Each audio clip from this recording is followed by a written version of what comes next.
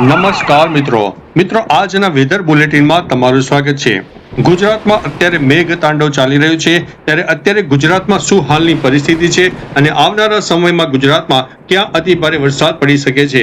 પ્રથમ વરસાદની આગાહી આપીએ તે પ્રમાણે તમને પહેલા જણાવી દઈએ કે અત્યારે જે વરસાદની સિસ્ટમ છે તેની આંખ કયા વિસ્તારો ઉપર વધુ છે કે જેમાં ભારેથી અતિભારે વરસાદની સંભાવના રહે છે। મિત્રો ખાસ કરીને પાટણ, મહેસાણા, અમદાવાદ, સુરેન્દ્રનગર અને નાણા રણ સહિત અનેક વિસ્તારમાં રેડ એલર્ટની સંભાવના છે। બીજી તરફ આણંદ, ખેડા, મહીસાગર, પંચમહાલ, દાહોદ, સાબરકાંઠા, બનાસકાંઠા, રાપર, ભચાઉ, ગાંધીધામ, અંજાર, મુન્દ્રા સહિત અનેક વિસ્તારમાં હજુ પણ ભારે વરસાદની સંભાવના રહેલી છે। મિત્રો ધીમે ધીમે દક્ષિણ ગુજરાત ઉપરથી વરસાદની સિસ્ટમ થોડી દૂર થઈ રહી છે, જે તે વિસ્તારમાં હળવો મધ્યમ વરસાદ રહેશે, પરંતુ ખાસ કરીને મધ્ય ભારતનો ઉત્તરી પટ્ટો અને ઉત્તર ગુજરાતને સમગ્ર ગણીને ચાલવું અને આગામી 2 થી 3 દિવસ હજુ પણ ઉત્તર ગુજરાત સહિત મધ્ય ગુજરાતના અનેક ભાગોમાં વરસાદી માહોલ રહેશે, જેમાં કચ્છમાં પણ વરસાદી વાતાવરણ જોવા મળશે। મિત્રો મહત્વનું છે અત્યારે જ્યારે ગુજરાતના અનેક વિસ્તારમાં મેઘ તાંડવ થયું છે ત્યારે આવનારી તારીખ 27-28 જુલાઈ સુધી હજુ પણ ગુજરાત સહિત રાજસ્થાનના અનેક વિસ્તારમાં વરસાદની સંભાવના રહે છે।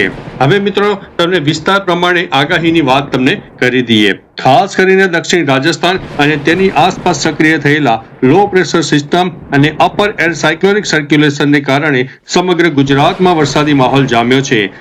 ખાસ કરીને મિત્રો રેડ એલર્ટની વાત કરીએ તો જે તે વિસ્તારમાં અત્યંત અતિ ભારે વરસાદની ચેતવણી છે। ખાસ કરીને એમાં પણ પૂર અને વાવાઝોડું આવવાની શક્યતા વધુ છે અને એમાં પણ મધ્ય ગુજરાત અને દક્ષિણ ગુજરાતના જિલ્લાઓની વાત કરીએ તો ખેડા જિલ્લો, અમદાવાદ, આણંદ, પંચમહાલ, દાહોદ, વડોદરા, છોટાઉદેપુર, નર્મદા, ભરૂચ, સુરત, તાપી, ડાંગ, નવસારી, વલસાડ તેમજ દમણ અને દાદરા નગર હવેલીના અનેક વિસ્તારમાં ભારેથી અતિભારે વરસાદ થઈ શકે છે।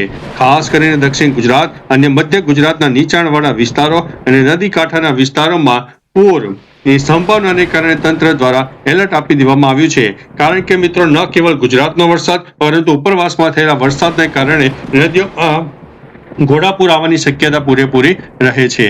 હવે વાત કરીએ તો ઓરેન્જ એલર્ટની, જેમાં ભારેથી અતિભારે વરસાદની સંભાવના થોડી વધુ છે। અનેક જિલ્લા જેમાં ઉત્તર ગુજરાતના મહેસાણા, સાબરકાંઠા, ગાંધીનગર, અરવલ્લી, મહીસાગર, સૌરાષ્ટ્રના સુરેન્દ્રનગર, ભાવનગર અને અમરેલીમાં ઓરેન્જ એલર્ટ આપવામાં આવ્યું છે। બીજી તરફ મિત્રો યલો એલર્ટની વાત કરીએ કે જેમાં મધ્યમથી થોડો વધુ વરસાદ થાય, મેઘ ગર્જના જોવા મળે, અનેક જિલ્લામાં 30 થી 40 કિલોમીટર પ્રતિ કલાકની ઝડપે પવન ફૂંકાવાની સાથે હળવાથી મધ્યમ કે ભારે વરસાદી ઝાપટા પડી શકે છે। ખાસ કરીને ઉત્તર ગુજરાત અને કચ્છની વાત કરીએ તો બનાસકાંઠા, વાવ, થરાદ, પાટણ અને કચ્છના અનેક વિસ્તારમાં હજુ પણ મધ્યમથી થોડો વધુ વરસાદ થઈ શકે છે, જ્યારે સૌરાષ્ટ્રમાં ખાસ કરીને રાજકોટ, બોટાદ, જામનગર, મોરબી, જુનાગઢ, ગીર સોમનાથ અને દેવભૂમિ દ્વારકાના અનેક જિલ્લામાં વધુ વરસાદની સંભાવના રહે છે। બાકી મિત્રો તમારા વિસ્તારમાં કેટલા ઇંચ વરસાદ પડ્યો, તમારા વિસ્તારનું નામ અને તમારું નામ કમેન્ટમાં જરૂરથી જણાવજો, જેથી અન્ય મિત્રો પણ જાણી શકે। તો ચાલો મિત્રો ફરીથી લેટેસ્ટ ઇન્ફોર્મેશન અને વરસાદની નવી આગાહી લઈને મળતા રહીશું। ત્યાં સુધી અમને રજા આપશો। નમસ્તે।